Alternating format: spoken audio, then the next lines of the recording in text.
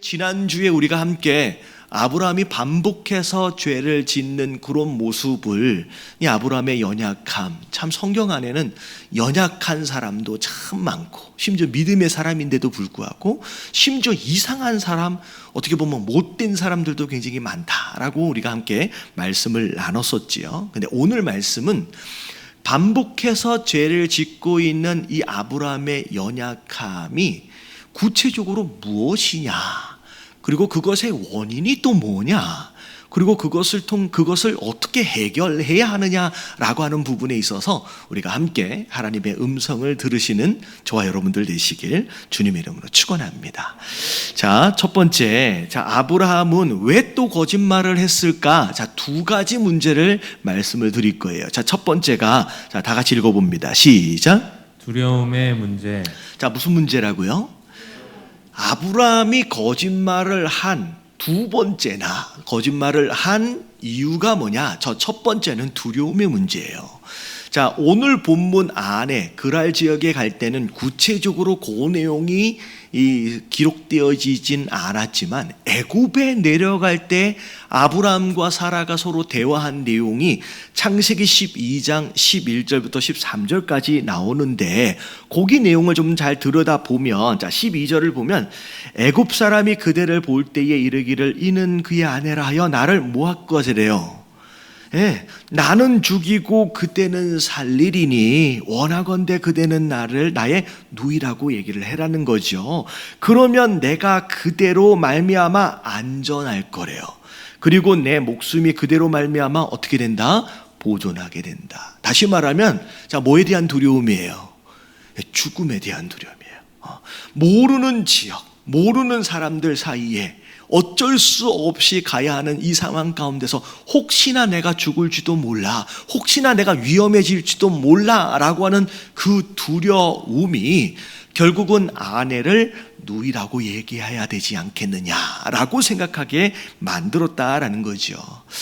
여러분들 살아가면서 나는 아무것도 두려운 게 없다라고 하시는 분 혹시 계세요? 없죠. 어떻게 보면 이 두려움의 문제라고 하는 것 자체가 어떤 일부 개인적인 문제가 아니라 우리 인생들이 거의 공통적으로 다 가지고 있는 문제들 가운데 하나라는 거죠. 그래서 여러분, 성경에 보면 가장 많이 나오는 명령이 뭘까? 이게 누가 찾아봤대요. 일반적으로 성경에 무슨 명령이 가장 많이 나올까? 사랑하라 라고 하는 명령이 제일 많이 나오지 않겠는가? 근데요, 사랑하라 라고 하는 명령과 비교가 되어지지 않을 만큼 자주 나오는 명령 중에 하나가 뭐냐면 두려워하지 말라요. 이따가 나오겠지만 강하고 담대하라. 그러니까 성경에 가장 많이 나오는 명령들 가운데 하나가 뭐냐면 두려움에 관련된 명령이에요. 다시 말하면 이 두려움의 문제는 우리가 그냥 지나가도 될 만한 문제가 아니라 반드시 정리하고 해결하고 가야 할 문제라는 거예요. 그렇다라고 한다면 이 문제를 해결을 하려면 도대체 이 두려움이 어디로부터 온 건가, 어디로부터 시작되었는가라고 하는 것을 우리가 알 필요가 있는데, 1번 같이 한번 읽어봅니다. 1번 다 같이 시작. 두려움은 죄의 결과이다. 두려움은 어디서부터 온 거라고요? 죄로부터 왔어요. 이게 무슨 얘기인가? 여러분, 성경을 잘 들여다보면 우리 인생이 처음 두려움이라고 하는 것을 경험하게 됐던 딱 그 순간이 창세기 3장 7절에 나옵니다. 하나님께서 아담과 하와에게 선악과 따먹지 마라고 분명히 명령하셨는데, 아담과 하와가 불순종하여 그 선악과를 따먹어 버립니다. 그리고 나서 8절 읽어볼게요. 다 같이 시작. 그들이 그날 바람이 불 때 동산에 거니시는 여호와 하나님의 소리를 듣고 아담과 그의 아내가 여호와 하나님의 낯을 피하여 동산 나무 사이에 숨은지라. 동산 나무 사이에 뭐 했대요? 숨은지라. 여러분, 이게 뭐예요? 여러분, 이게 두려움이에요.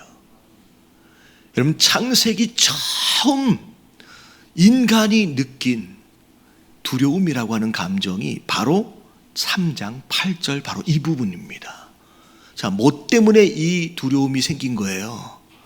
여러분, 죄를 지음으로 인하여 생긴 거예요. 그러면 자, 죄와 두려움의 공식이 자, 요렇게 좀 정리가 될 수 있을 것 같아요. 자, 죄가 결국은 두려움이 되는데, 자, 두려움이 되는데 지금 여기서 제일 중요한 건 뭐냐면 죄가 그냥 두려움이 되는 게 아니라 중간에 물음표 안에 들어가야 할 뭔가가 있어요. 죄를 지었는데 그곳으로 인하여 뭔가가 일어난 거예요. 뭔가가 일어난 것으로 인하여 두려움이 생긴 겁니다. 여러분, 여기 안에 물음표 안에 들어가야 할 게 뭔지, 자, 이게 창세기 1장 16절부터 17절까지 자, 하나님께서 이제 사람들에게, 아담과 하와에게 선악과 먹지 말라라고 명령하셨던 딱 그 장면이에요. 17절 읽어볼게요. 다 같이 시작. 선악을 알게 하는 나무의 열매는 먹지 말라. 내가 먹는 날에는 반드시 죽으리라 하시니라. 자, 네가 먹는 날에는, 자, 이게 죄예요. 자, 네가 먹는 날에는, 네가 불순종하면, 네가 죄를 지으면 이란 얘기예요. 자, 그러면 반드시 뭐 한대요? 죽으리라 라고 말씀하셨어요. 자, 죄를 지으면 무슨 일이 벌어져요? 죽어요. 여러분, 이 죽음의 의미가 뭘까? 죽음의 의미가 뭘까? 여러분, 선악과를 따먹고 아담과 하와가 즉시 육체적으로 죽은 건 아니지요. 여러분, 따먹고 나서 육체적 죽음을 이제 경험하진 않았지만 즉시 경험하게 된 그 무엇인가가 있어요. 자, 그게 뭐냐? 자, 죽음은 자, 원어를 볼 때 자, 무슨 의미냐? 분리된다라는 의미가 있어요. 자, 그래서 육체적 죽음은 자, 무엇과 무엇이 분리되는 거예요. 육체와 영혼이 분리가 되어지는 게 육체적 죽음이에요. 영적 죽음이 뭐예요? 그러면 하나님과 우리가 분리가 되어지는 게 영적 죽음이에요. 그래서 네가 먹는 날에는 반드시 죽으리라 라고 말씀하신 이 이야기는 육체적 죽음을 포함하여 영적 죽음을 이야기하는 거예요. 네가 이걸 먹으면 나랑 너희가 어떻게 된다는 얘기예요? 분리된다는 얘기예요. 그래서 그 가운데 자, 물음표 안에 들어가야 할 내용이 뭐가 되냐면 죄를 지으면 죽어요. 여러분, 이게 뭐가 된다는 얘기예요? 하나님과 분리가 된다는 얘기예요. 그것이 곧 두려움이 되는 거예요. 왜냐하면 여러분, 에덴 동산에서 하나님과 함께 할 때는 그분 안에서 평안을 누렸어요. 그분 안에서 행복과 기쁨을 누렸습니다. 그분 안에서. 근데 하나님과 분리되어져 버리는 순간 그 안에서 누렸던 평안이 사라져 버리는 거예요. 그 안에서 누렸던 행복과 기쁨이 사라져 버리는 거예요. 더 이상 하나님이 우리를 보호해 주시는 존재가 아닌 거예요. 자, 이제는 누가 누구를 보호해야 돼요? 내가 나를 보호해야 되는 상황이 돼버린 거예요. 그래서 우리가 어떻게 되어지냐면 이게 이제 자기 방어 본능이라고 얘기를 합니다. 하나님과 분리되어진 가운데 더 이상 나를 지켜줄 존재로부터 분리되어져 버린 가운데 내가 스스로 나를 지켜야 한다라고 하는 강박관념이 결국은 우리 인생의 본능이 돼버렸어요. 그래서 그 본능으로 인하여 자, 이제는 우리 마음 가운데 내가 나를 지켜야 한다라고 하는 상황 안에서 항상 두려움에 묶여 살 수밖에 없는 거예요. 여러분, 이해가 되어지시죠? 결국 우리 안에 두려움은 자, 무엇으로 인하여 시작된 거냐면 하나님과 우리가 나를 보호해 주시고 나를 지켜 주실 그분과 우리가 분리되어져 버린 것으로 인하여 시작이 된 거예요. 여러분, 이 원인을 깨달으시길 주님의 이름으로 축원합니다. 자, 그러면 이 두려움의 문제를 어떻게 이길 수 있을 것이냐? 자, 2번 같이 한번 읽어봅니다. 다 같이 시작. 두려움은 처음 원인을 해결해야 이겨낼 수 있다. 여러분, 세상은 그런 얘기를 합니다. 여러분, 심리학적으로도 마찬가지예요. 두려움을 이기는 방법은 두려움의 대상과 싸우든지 두려움의 대상과 익숙해지든지, 여러분 이게 심리학적인 치료 방법이에요.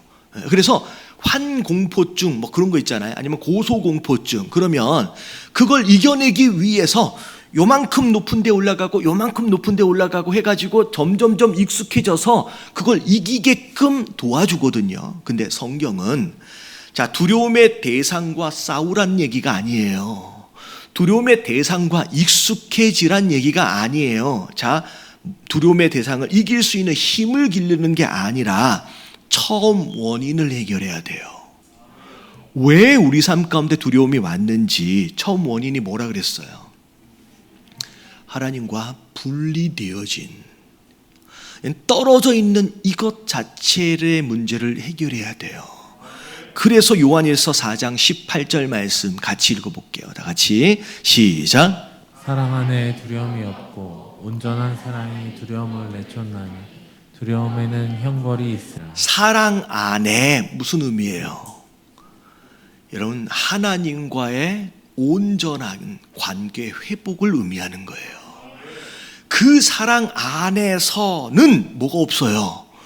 두려움이 없어요. 처음 죄 짓기 전 그때처럼 우리는 숨을 필요가 없고 피할 필요가 없는 거예요. 여러분, 그 사랑 안에만 있으면. 그리고 온전한 사랑이 내 안에 이미 들어와 있던 두려움까지도 뭐 해주실 수 있대요?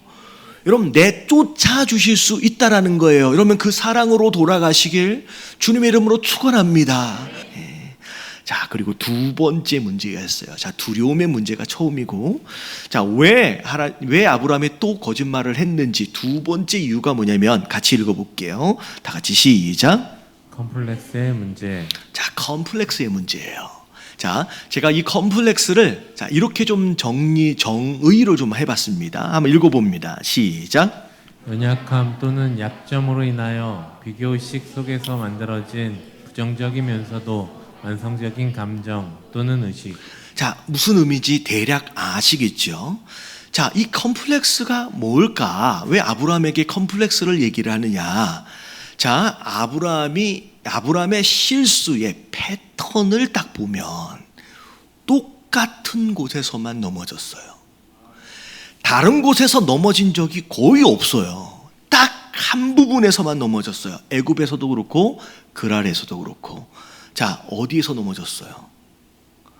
딱 한 가지 문제예요. 아내의 문제입니다. 아내의 문제에서만 넘어졌어요. 여러분, 왜 거기에서만 넘어질까? 자, 아내가 어땠다라고 성경에 기록하고 있어요? 너무 이뻤대요. 근데 여러분, 내 눈에만 이쁜 게 아니었어요. 애굽에서도 그렇고 그랄에서도 그렇고 왕이 바로가 그냥 한눈에 반해요.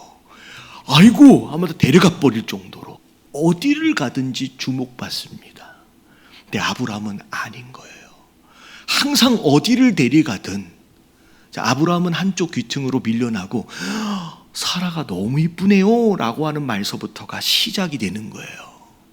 여러분, 그렇게 되면 아브라함의 마음, 그럼 내 아내가 이쁘지라고 뿌듯해할 것 같지만 여러분, 이게 반복되어지면 어느 순간서부터 비교하기 시작합니다.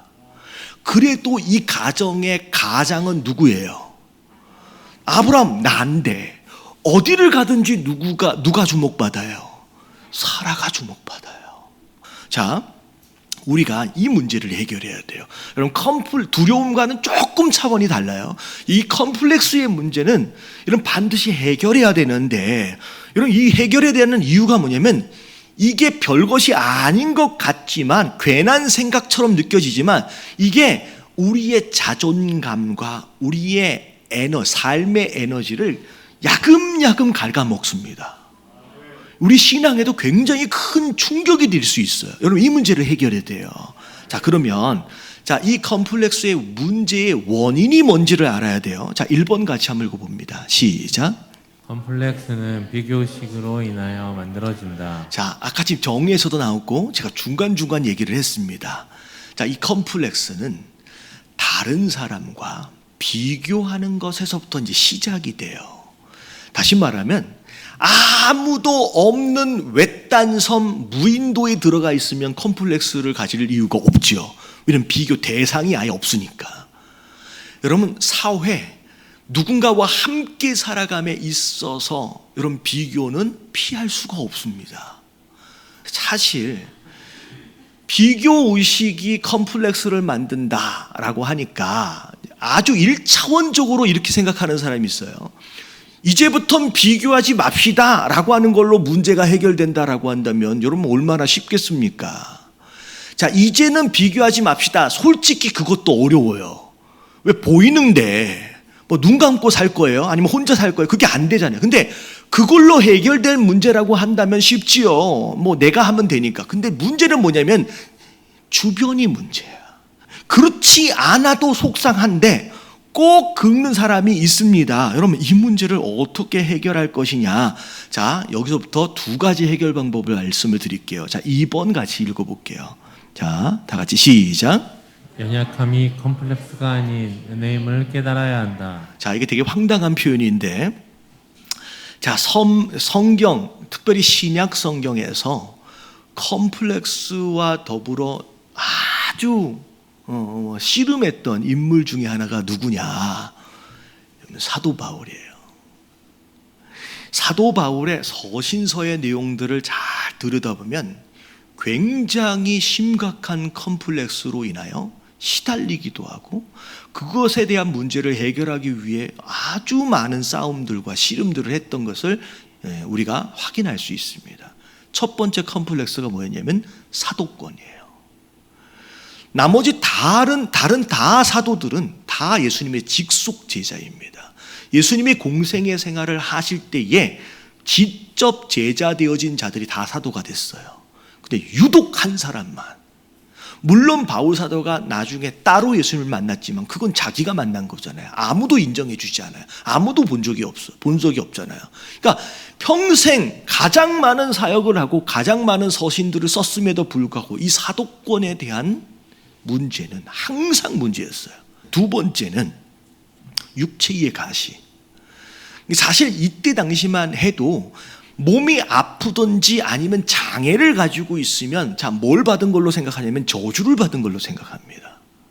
그러니까 바울 사도가 열심히 사역을 하는데 병들어 있어요. 자, 앞에 눈이 잘 안 보여서 글을 자기가 쓸 수가 없어요. 여러분, 이 상황이다라고 한다면 많은 사람들이 저기 사도가 맞나? 그리고 솔직히 왜 병들어 있어? 아니 일을 하는데 이런 문제를 계속 만나는 거예요. 그래서 사실 실제로 얼마나 오랫동안 기도해요. 하나님 이 문제 좀 해결해 달라고. 근데 하나님이 뭐라고 말씀하시는지를 보면 자, 고린도후서 12장 9절부터 10절까지 나에게 이르시되 내 은혜가 내게 족하다. 다시 말하면 나는 그 약함으로 인하여, 그 연약함으로 인하여, 그 부족함으로 인하여 나는 이게 컴플렉스라고 생각했는데 하나님은 오히려 이걸 뭐라고 말씀하세요? 그게 너한텐 은혜야 라고 말씀하시는 거예요. 여러분, 이 컴플렉스는 두려움하고 비슷합니다. 싸워서 이기는 게 아니에요. 이걸 내가 무엇으로 보느냐, 내 눈을 바꾸는 거예요. 바울 사도의 눈이 바뀌어요. 아, 이건 내 컴플렉스가 아니라 이게 은혜구나. 이는 내 능력이 약한 데서 온전하여짐이라. 내 능력이 오히려 어떤 실력과 능력, 권위를 통하여 온전해지는 게 아니라 내 안에 컴플렉스처럼 허락하신 그 약함으로 인하여 온전해진대요. 그러므로 도리어 크게 기뻐함으로 나의 여러 약한 것들에 대하여 이젠 숨기는 게 아니라 이젠 뭐하며 살아간대요? 자랑하리니. 왜냐하면 그리스도의 능력이 내 안에 머물게 하니라. 오히려 그 연약함이 내게 주신 능력이 오랫동안 머물 수 있도록 붙잡고 있는 은혜가 된다는 거예요. 10절 같이 한번 읽어볼게요. 시작. 그러므로 내가 그리스도를 위하여 약한 것들과 능욕과 궁핍과 박해와 곤고를 기뻐하노니 이는 내가 약한 그때의 강함이라. 오히려 기뻐한대요. 할렐루야. 여러분, 내 약함은 극복해야 할 것이 아니라 오히려 기뻐해야 될 것이라는 거예요. 여러분, 우리의 관점을 바꾸시게 되길 주님의 이름으로 축원합니다. 그래서 누가 옆에서 야, 넌 왜 이렇게 생겼냐? 라고 물어보면 뭐래? 하면서 싸우지 마시고, 야, 너는 얼마나 잘생겼다라고 싸우지 마시고 뭐라고 얘기하시면 되냐면 이게 다 하나님의 은혜랍니다 라고 얘기를 하세요. 옆에 계신 분들에게 인사 좀 해주세요. 이게 다 하나님의 은혜랍니다.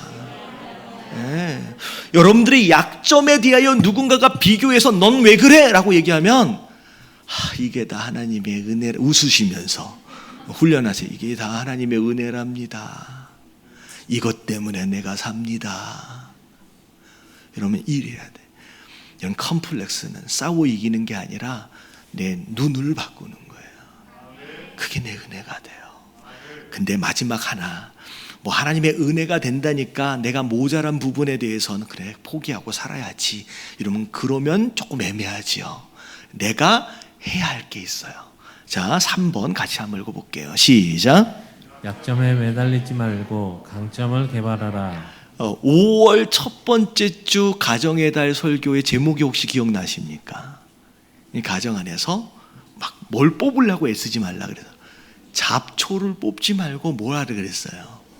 꽃을 심어라 라고 말씀드린 적 있어요. 여러분, 잡초는 계속 나와요. 여러분, 비슷한 개념이에요. 내 약점을 개선하는 것도 중요하지만 여러분, 하나님께서 내게 주신 강점이 있습니다. 여러분, 그것을 개발하는 데에 내 시간과 에너지를 더 많이 투자하는 게 여러분 지혜로움이에요. 네. 그게 되게 중요해요. 자, 한 가지 재미있는 이야기 하나 해드릴게요. 토끼와 거북이 이야기 혹시 아세요?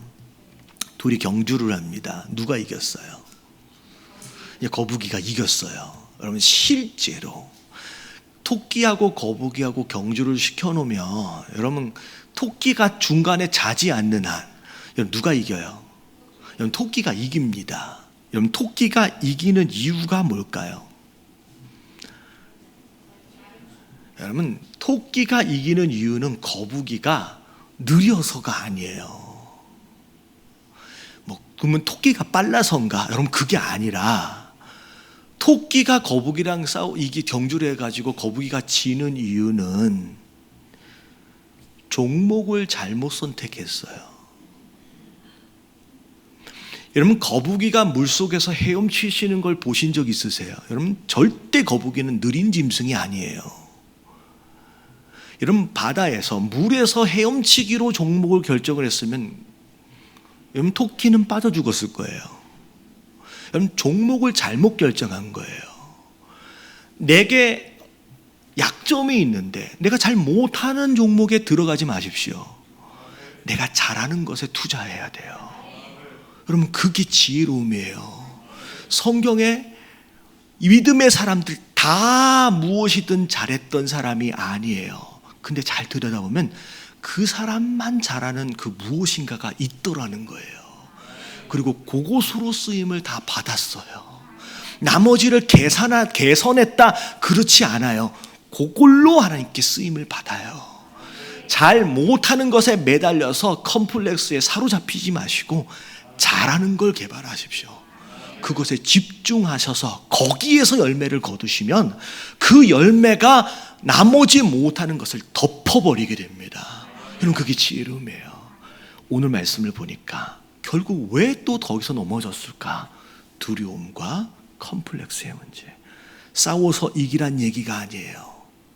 여러분, 두려움은 하나님과의 관계가 회복되면 밀려나가요. 컴플렉스는 이게 내게 주신 은혜구나 라고 여겨지시면 여러분, 이겨나가는 거예요. 여러분, 이 두려움과 컴플렉스를 이기심으로 말미암아 정말 하나님께 멋지게 쓰임받으신 저와 여러분들 되시길 주님의 이름으로 축원합니다.